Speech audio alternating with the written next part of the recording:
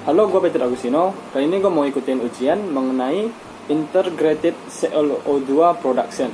Langsung aja. Ini merupakan skema mengenai Integrated Chlorine Dioxide Plant. Dalam itu ada 3 proses utama, yaitu Sodium Chloride Production, Hydrochloric Acid Production atau HCl.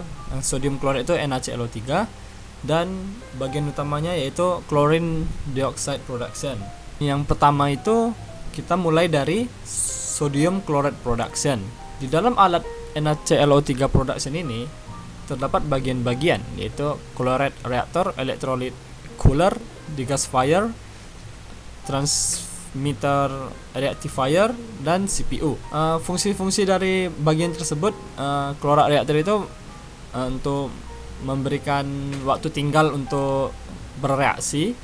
Electrolyte cooler itu untuk menghilangkan panas yang dihasilkan dari elektrolisis. Degasifier itu pemisah gas hidrogen dari liquor yang dihasilkan dalam sel electrolyzer. Transmitter dan rectifier itu sebagai penyuplai arus listrik. Kan tadi kan ada electrolyzer kan, jadi harus ada dikasih arus listrik dong. Kemudian ada CPU. Ini fungsinya itu hampir sama dengan TR, cuman ini fungsinya itu waktu ketika terjadi shutdown, sehingga kalau di dalam alat itu kan masih ada NaCl3, di mana yang bisa menyebabkan alat itu korosi.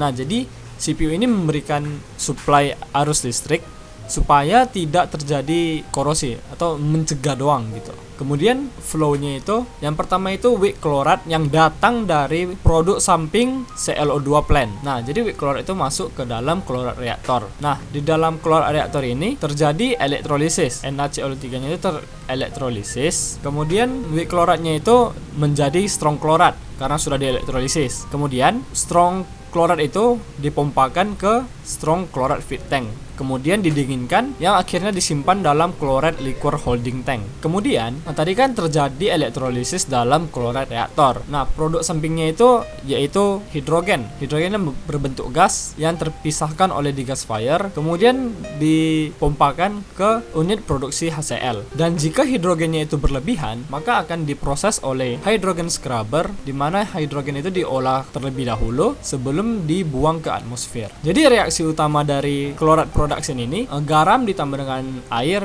yang dielektrolisis menghasilkan sodium klorat dan hidrogen. Ada 4 produk sampingnya, yaitu ada NaOH, ada sodium hipoklorit, ada hipokloros acid atau HOCl, dan sodium klorat bersama dengan HCl. Lanjutnya yaitu mengenai asam klorida production. Asam klorida ini digunakan untuk membuat klorin dioksida. HCl ini diproduksi dengan membakar klorin dan hidrogen secara bersamaan. Hidrogennya itu berasal dari sel sodium klorat. Jadi yang tadi yang hidrogen yang berlebihan bisa dikirim ke HCl production. Dalam HCl production ini terdapat beberapa komponen, yaitu hidrogen cooler, unit produksi HCl, tail gas scrubber, tail gas ejector, HCl storage tank. Fungsi bagian-bagiannya itu hidrogen cooler itu mendinginkan hidrogen dan mengumpan hidrogen ke unit produksi HCl. Kemudian unit produksi HCl ini memproduksi asam klorida dengan membakar hidrogen dan klorin, gas klorin, dan kemudian gas tersebut yang telah terbakar tersebut diserap oleh air agar menjadi liquid HCl. Kemudian ada tail gas scrubber yang berfungsi sebagai menyerap gas HCl dari unit produksi HCl sebelum dibuang ke gas. Tail gas scrubber ini berfungsi untuk menyerap sisa gas HCl dari unit produksi HCl sebelumnya sebelum dibuang ke atmosfer. Kemudian yang terakhir itu tail gas ejector dan condenser ini berfungsi sebagai menghilangkan atau mengfilter gas HCl itu sebelum dibuang ke atmosfer supaya lebih ramah lingkungan.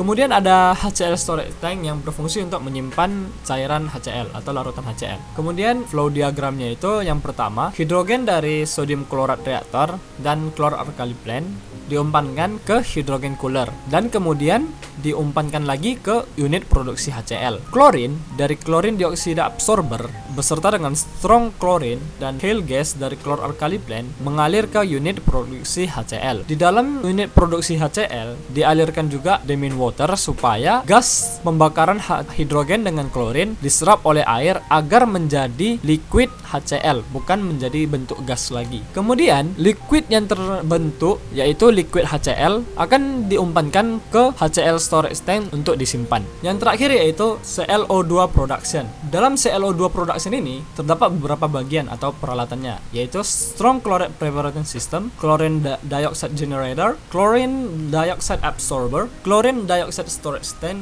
dan hypo tower. Fungsi dari alat tersebut, yang pertama storage chloride preparation system itu terdiri dari strong chloride filter yang berfungsi menghilangkan kotoran dari strong chloride feed untuk generator, dan strong chloride chiller yang berfungsi sebagai pendingin strong chloride feed. Fungsi dari ClO2 generator yaitu wadah reaksi antara natrium klorat dan asam klorida terjadi. Pada bagian ini yang terproduksi yaitu gas chlorine dioxide dan weak chloride. Kemudian terdapat juga evaporator weak chloride yang berfungsi untuk menghilangkan kelebihan air pada weak chloride. Selanjutnya yaitu chlorine dioxide absorber yang berfungsi untuk menghubungkan gas klorin dengan air untuk membentuk larutan klorin dioksida. Kemudian ada ClO2 storage tank yang berfungsi sebagai tempat penyimpanan larutan ClO2. Kemudian ada hypo tower yang berfungsi untuk menghilangkan residu klorin dari gas ventilasi sebelum dilepaskan ke atmosfer. Kemudian flow-nya itu dimulai dari strong chloride preparation system. Strong chloride dipompa dari strong chloride feed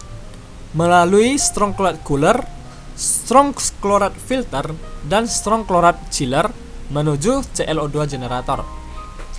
Kemudian HCl juga dipompakan ke dalam generator dari HCl storage tank. Setelah direaksikan dalam generator, terproduksilah gas ClO2 dan weak chloride. Weak chloride, di mana merupakan produk samping, dipompakan ke weak chloride evaporator, kemudian dipompakan ke chloride reaktor. Sedangkan produk utamanya, ClO2 gas, dipompa ke ClO2 absorber untuk dikontakkan dengan air agar menjadi liquid ClO2.